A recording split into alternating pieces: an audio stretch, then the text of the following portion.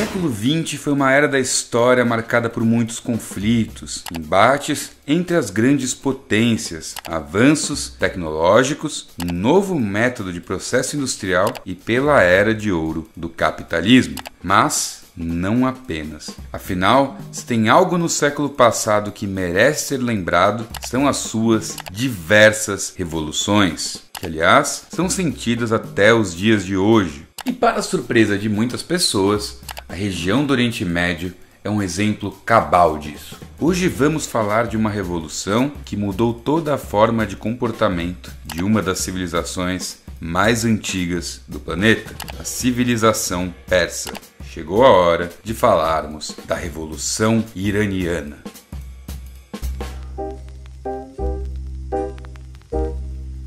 Bom, o Irã é um país muito antigo, mas tipo muito antigo mesmo. O Império Persa foi uma grande potência na antiguidade e a região se manteve, em geral, bastante bem durante toda a Idade Média. A Idade Média tem mais de um marco para o seu fim, mas aquele que nos interessa é a queda de Constantinopla pelo Império Turco-Otomano em 1453. Isso é relevante, pois os turcos tomaram regiões que vão do leste e do sul da Europa ao norte da África, do Oriente Médio ao Sudeste Asiático. O Irã, antiga Pérsia, fica no coração do Oriente Médio, ou seja, integrou-se ao Império Turco. Muito bem. O país viu então o seu despertar para o século XX sob uma dinastia chamada Qajar, uma dinastia de sangue turco que governava ininterruptamente o país desde os idos do século XVIII. E é bem aí que o negócio começa a ficar complicado. O século XX foi muito marcado pela influência das potências coloniais no Oriente Médio, certo? Muito bem. Certa vez, lá pelo começo da década de 20, um jovem monarca chamado Shah Ahmad Shah Qajar teve um problema que é muito corriqueiro para líderes que vão cair: pouco apreço das tropas e relacionamento distante com as potências hegemônicas. Dentro do exército imperial, havia um alto oficial em franca ascensão chamado Reza Khan. Ele era ligado com tropas coloniais europeias, muito bem visto por seus subalternos dentro dos quartéis e estava descontente com seu soberano. E qual foi a solução encontrada por Reza Khan?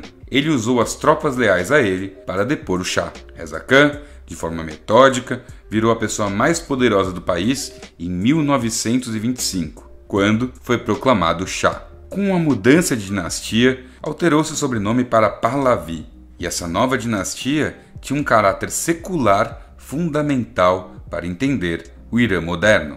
Afinal de contas, ele urbanizou e iniciou um processo de industrialização do país, levando o Irã numa rota de tornar-se uma grande potência local. Só que, ali pela década de 30, começou um problemão.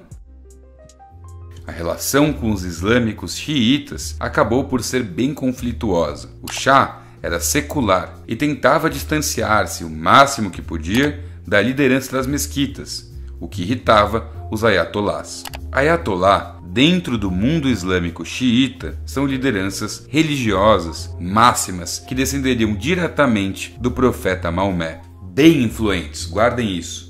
Bom, o Shah Reza, cada vez mais, mostrava uma postura independente das potências mundiais, que naquela época eram basicamente a Alemanha nazista e o Império Britânico. Quando chegou a Segunda Guerra Mundial, teve um ponto de virada no desenvolvimento do Irã, pois o Shah Reza declarou-se como neutro no conflito. Só que isso viria a ser um problema em 1941, com a aliança formada entre Londres e Moscou. Visto que o Irã, em termos de logística, é um ponto-chave para ambos os países. Então, Churchill exigiu do Shah um posicionamento definido e a expulsão imediata de cientistas alemães, que eram muitos e importantes para a modernização da indústria iraniana. Ele, claro, recusou, então acabou sendo preso pelas autoridades britânicas e, eventualmente, optou por um exílio na África do Sul. E é justamente aí que a nossa história fica interessante. Afinal, a Segunda Guerra acabou e surgiu todo um novo arranjo mundial, o da Guerra Fria, no qual o Irã acabou sendo um ponto-chave.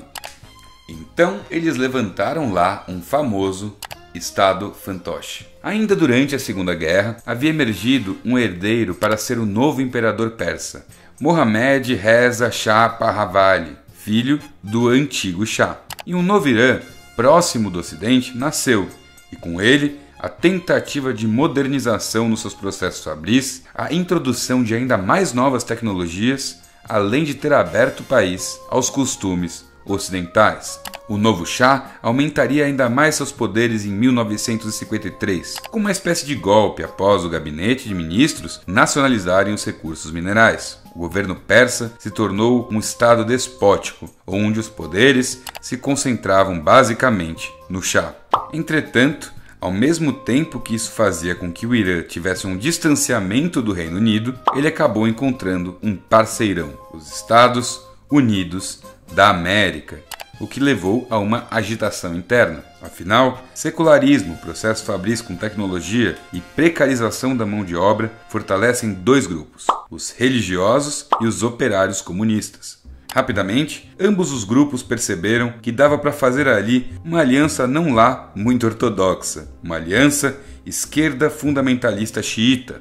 Como era um contexto clássico da Guerra Fria, a titia União Soviética deu uma olhadinha e pensou: puxa, olha só que bacana. Muito bem, neste contexto, um sujeito começa a ganhar força com a população iraniana, Rollah Mousavi Khomeini.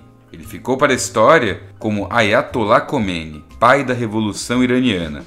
Mas, nessa altura, ele era só um clérigo que, por sua insubordinação, fora mandado ao exílio em 1964. Ao mesmo tempo, o Shah, apesar da sua veia autoritária, continuava com medidas bem ocidentais. Esse período ficou conhecido como a Revolução Branca de 1963, que deu direito político às mulheres, fazia uma reforma de redistribuição de terras, abria o mercado e viajava o mundo, logrando o sucesso do seu Irã forte e amigável aos interesses do Ocidente. Isso irritava os clérigos e aumentava a popularidade do Ayatollah. Ao mesmo tempo, o Shah reprimia manifestações contrárias ao seu governo, perseguia inimigos e simpatizantes dos ideais socialistas, além de ser constantemente questionado por seus inúmeros abusos de direitos humanos.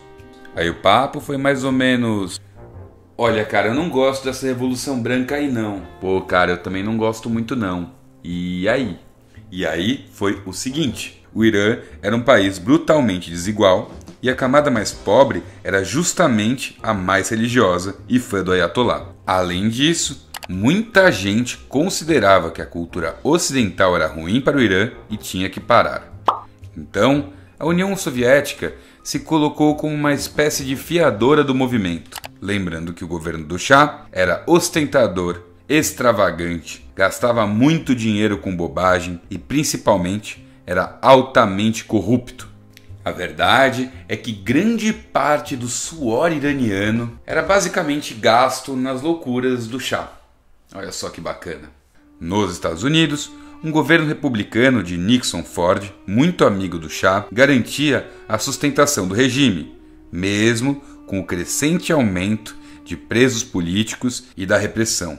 Até que, em 1977, uma figura-chave para entender a mudança de ventos para o Irã assume controle em Washington: Jimmy Carter. Jimmy Carter era um defensor intransigente dos direitos humanos. Durante o seu governo, começou uma série de pressões contra violações do Shah. Isso acabou sendo uma espécie de fogo amigo, pois as pessoas indispostas com o Shah não gostavam dos Estados Unidos e se ligaram que o governo começou a ficar fraco sem a mão de Washington. O Shah elegeu o Ayatollah como inimigo da nação, usando a imprensa para atacá-lo, mas, ao mesmo tempo, o Irã já começava a mergulhar numa crise econômica e política. No final de 1978, o governo do Shah declarou lei marcial. Como ele já estava meio desmoralizado, em 8 de setembro, milhões de pessoas foram às ruas, em um dia horrível que ficou conhecido como Sexta-feira Negra. O protesto religioso que tomou conta de Teherã terminou muito mal. Os homens do monarca persa simplesmente abriram fogo contra os revoltosos. Muita gente morreu, incontáveis foram feridos. Foi ali que o Shah mostrou o que ele era, um assassino. E, bom, pegou mal para todo mundo envolvido, inclusive os Estados Unidos. A partir dali, o Irã virou uma espécie de ponto de conflitos internos, com uma quase guerra civil acontecendo. Isso até o dia 16 de janeiro de 1979, quando o Shah decidiu tirar férias e sumir do país para nunca mais voltar. Estava elucidada a Revolução Iraniana. No dia 1º de fevereiro, aclamado, Khomeini, o Ayatollah, desce no aeroporto de Teherã para ir para os braços do povo, em uma recepção que contou com milhões de pessoas. A partir dali, ele seria a chave para o início de uma república islâmica, baseada no Corão e em permanente estado de revolução. A união entre os fundamentalistas religiosos e os socialistas havia dado certo. Na república fundada pelo Ayatollah, ele seria o líder supremo vitalício, assim como os ayatollahs que viriam após, e o povo teria a oportunidade de escolher o presidente da república via voto, só que ele seria a segunda figura mais poderosa do país. Para muitos, isso foi o início de uma ditadura religiosa perigosa, para outros, o marco de uma revolução vitoriosa de aspirações anti-imperialistas. O fato é que o Irã, até os dias de hoje, é um dos países mais importantes do mundo e um importantíssimo ator internacional no Oriente Médio. Essa aliança ainda hoje é objeto de estudo, assim como a própria revolução. Mas é claro que não termina aí a história do Irã. Na verdade, pelo contrário, ainda existe muita história para a gente te contar. Só que, infelizmente, meus queridos e minhas queridas, só vou poder contá-las num próximo vídeo. É isso aí, galera. Eu espero que vocês tenham gostado desse conteúdo. Se você gostou, deixa um like, compartilha, manda para as pessoas. Se ficou alguma dúvida, comenta aqui embaixo. Quem sabe a gente não responde. E se você gosta do canal, se você gosta do conteúdo que eu faço aqui, considere se inscrever e ativar o sininho para receber todas as notificações. E acima de tudo, muito obrigado por nos assistir. Um gigantesco abraço e tchau, tchau.